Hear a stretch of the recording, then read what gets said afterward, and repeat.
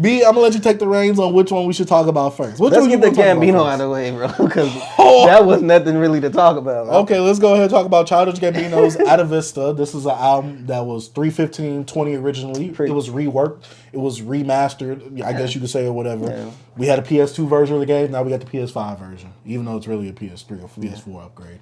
This is going to be short. Childish Gambino.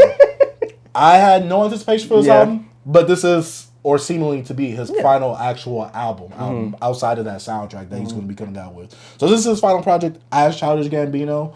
And I can't say, ooh, what a way to go out. Yeah. I can't say that. I mean, this project was cool. And, you know, it was already out. The past two pods before Atavista came out, you know, I listened to 315. I gave you my impressions and my thoughts on that already. And I enjoyed the project for what it was, but it did feel a bit unfinished. It felt, I don't want to say unlistenable, but it felt inaudible in terms of, like, I don't really get what's going on right now. And some of the songs was, like, really drawn out and long and stuff. And with this project right here, like I said, it's a reworked version of 315. 5 days before Atavista came out, he took down 315 so he could drop Atavista, which, like we said before, is a reworked, remastered version of 315. We have really no hype for this album. Childish Gambino is one of those artists to me. He's had a good amount of growth. Not on the same level as a Tyler, the Creator, but he's one of those alternative rappers or alternative hip hop rappers in that realm of, like, you know, white people really get down with him.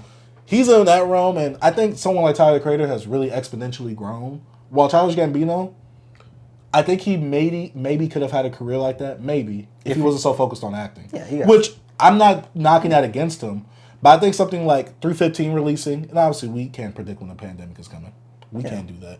But to put out an unfinished project, that just blow over. No one ever really talked about it until Atavista came out. And even when Atavista came out, he dropped it on like a Sunday night, Monday.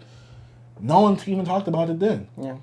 Like I've seen people who didn't listen to 315 be like, oh, new Childish Gambino project. They didn't even know 315 existed. Yeah. First of all, the release for 315 was egregious. It was horrible. But he wasn't trying. Yeah, it wasn't even like, look. Like, I don't even think he just put out something, bro. He even said it. Like, he just put out some stuff. But I feel like it wasn't project, like especially when you listen to the rework version, feels like something. Yeah, I'm saying 315. It was just some stuff he put out. Yes. But I knew he was saying like, yo, this is something out. This was what, 2020 or something like you said, the pandemic. It wasn't nothing like, oh yeah, I got this rollout. He just put out something there like, yo, Childish Gambino put up this thing on his website. It wasn't a big deal, to be honest with you. It never, like me as being a Childish Gambino fan, speaking from the fandom, it wasn't nothing that was like a big deal to us. So, you've listened to the rework version. Yeah. How many times have you listened to it before we get into this? Like once. Because I listened to the other one multiple times. So I listened to the other one once. Yeah. And I really wish he would have kept it on streaming so I could compare the two for this review right here. Even though I know I could get it in other means. You know what I'm saying? I get it in other means. But, allegedly. I listened to this one like 6 or 7 times. And I've told you before in the 315 one. So this kind of goes into my review of that. It's like putting the medicine in the candy. Yeah. But to me, it's one of those things where, like, this is so fluffy. It's like a Hey Ya a lot of the times where it has these really high vocal inflections. It feels all over the place. It feels fun. It's like a This Is America. Yeah. It has a little boppy beat to it, but he's kind of saying something in it, like trying to relay a message. Yeah. I don't think this is one of his best works. Yeah. I think something like Because of the Internet, Awaken My Love are better projects. Of course. I think, this is like his, 5th album? You got Camp, Because of the Internet, Awaken My Love. Yeah, and this. Yeah. Unless you count Cul-de-sac. No. Yeah. But yeah, to me this is at the lower end of his discography. And to me this feels like a project of, this is my way of seeing things out. Especially with the outro of him talking with his son, talking about, oh, who do you love? Like, you know, this feels like a song. This feels like a bad ending to a great anime. Yeah. You have such great build. It's like Attack on Titan. Such a great build up from season 1, season 2, season 3. You see the progression, you see the development, you see it going up, but then you just have this ending that's just like it falls flat. Yeah, I like the rework. I like the regular version better.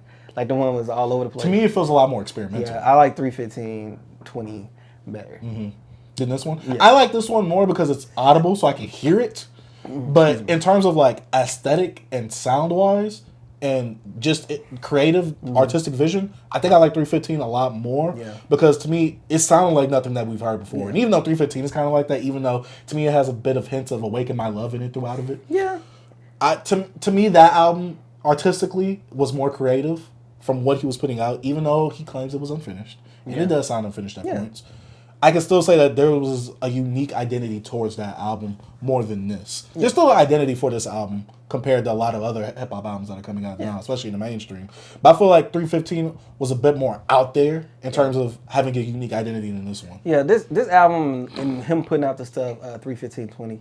It was just like a lot of the projects, not projects, but the singles he was putting out around the time of like 2019 and stuff like that. Like some of the like dance type tracks, This Is America's, and he had the other song that was on there, like, you know, I Feel Like Summer and all these type of songs. I think it's just like a compilation of like all those like things he was just working on during the pandemic, before the pandemic, after Awaken My Love around that time. Like probably him doing songs while shooting Atlanta, working on all his music, his video production stuff, his TV shows and all this stuff. Being in Star Wars and stuff. stuff. I think, like you said, I think that got away with a lot of his creativity when it comes to his music, which I have no problem with because I enjoy him out, you know, behind the camera, on the camera. You know what I'm saying? So, you know, I'm fine with it as a fan of Childish Gambino. I'm getting more Donald Glover. Doesn't matter to me. You know what I'm saying? So this album, to me, it was cool. You know, I like the other one more. Like you said, it was more experimental. And I don't know, I like the whole like lo-fi, like, okay, where are you going with this type of angle to things? And like this right here was just, like you said, it was the songs, like it's 13 tracks, right? It's the songs that he put, he actually finished, put them together, mastered them, put Nudie on the track. I don't know. I don't like, get out the, Littlefoot? I don't like it no more. I liked it on the other version. Yeah. I don't know why I don't like it no more. Cause I think to me, I think the video, also I don't like that video. I didn't see the video. Yeah, that video. I didn't watch none of the visuals for this. Maybe except for the Feels Like Summer. Yeah. That's the only one I've seen the video to. Yeah. If there's other videos for these. Yeah. But yeah, I like the intro track.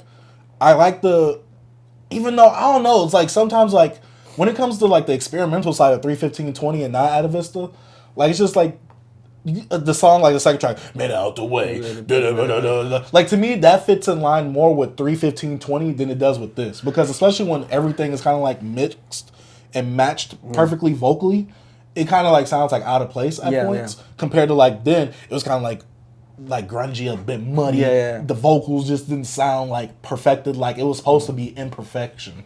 Yeah. Like personified, especially with the vocals being like that, it all being muddied with the production. I feel like it flowed better on that than it does on this. Yeah. So seeing this on that, I'm like, I'm getting conflicting emotions. And I feel like I said, there's more of an identity and there's more, I feel like, to take away from 315 because, like I said, I feel like the message that he was trying to get out with some songs, I feel like it could have been looked at as something like, oh, you know, he's trying to distract you with the vision, you know, with what you hear sonically. But if you're really looking deep into the meaning, he's really saying something deep. Here, you could literally hear everything.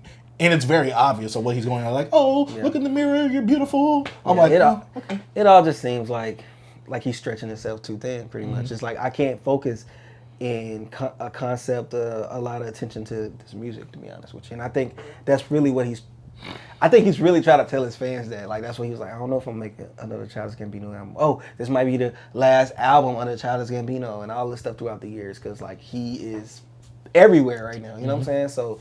Which is great. We're happy for you. Yeah, I'm really happy for you. It's just like, that's why I'm not going to criticize this album that bad. You know what I'm saying? Because, like, I gave it one listen because I heard 31520 a few times. And, like, yeah, I liked it. This album's cool. But I maybe had to listen to it more to, like, you know, understand the difference between it. But other than that, I was just like, It's like, Yeah, I listen to this every day since it dropped that day. You know, I gave my initial impressions on the podcast. I don't like that Nudie feature either. It's cool. It feels very out of place, though. I don't like how you sounded on there. I get it. To me, it fits, like, in terms of, like, the production, because it's very different from what Nudie usually goes over, but it doesn't fit the actual album. It don't fit them. I don't like to me. And then the Ariana Grande, to me, I feel like I didn't really need that feature either. Because I'm not saying she was bad. She was on the 2015. Yeah. I'm not saying... Summer Walker got added to this, too, I think. Was she on there? With that one song, I think she was on 315. Oh, well, you know, I could be wrong. Yeah. But yeah. I could be wrong. Ariana Grande, I feel like I didn't need her on this. I'm not saying nothing negative against her. Like, her singing is bad. I'm just saying, like, you know, it wasn't needed. To me, it wouldn't change the song up too much. I feel like there's a lot of songs here where I'm just like, when I'm listening to it, I kind of like just space and zone out and not even notice that this song was on. And some songs kind of go on a bit too long. Yeah. So yeah, that's what he was doing on 315 as well. Like dragging on this idea pretty much. You know what I'm saying? Speaking of an album, I need to finish the Billie Eilish album. First few songs I was enjoying. But yeah, back to this album. What is that genre? Real quick. Billie Eilish, like, I don't know. like she's all over the place, bro. Okay. Like I feel like if what you expect to hear, you're not. I'll say that. Okay. But yeah, overall, Childish Gambino, I can't say that this was a bang to go out on. Yeah. I think I would have been rather like left with wanting more than wanting this. Yeah. I don't think this is his last project. Mm-hmm. I think he will step away from making his TV shows and movies, and like maybe 10 years from now he might put out a really good like Childish Gambino album where he can just his kids are getting older and he can not stressed everywhere doing all this stuff, and he could just focus on the body of work and actually put out some really like I guess ideas that actually was fleshed out like well. You know what I mean? Mm-hmm. Like how he did with with Because of the Internet. Like that was a really good concept album. The songs felt full, felt Fleshed like out. life, and then Awaken My Love was just Amazing. Like perfection. Like all right, but other than that, this album's okay for me. It don't get the BBC, but You don't get the BBC stamp of approval. Yeah, this one don't either. There's a few songs on here that I Yeah. like, but I'm never gonna go back to these Yeah. songs. I'm never gonna put them, as an NFR boy say, in my rotation. Yeah. I'm never gonna put these in. yeah, I don't know. Some people like. I don't know if you outgrown. I don't feel like I'm outgrowing Childish Gambino musically because I know he has more. Just for the Awaken My Love, the matureness of that album, it's like you have so much more in you, bro. So, Yeah. and he was in his bag around that time. He was performing a lot, shirt off, sparkly pants. I was like, boy, who do you think he is? That boy confident. So. Hey, but shout out to Childish Gambino. Shout out to Donald Glover man. for all the work that he's been putting in outside of music. So Yeah. that's all I gotta say about that one.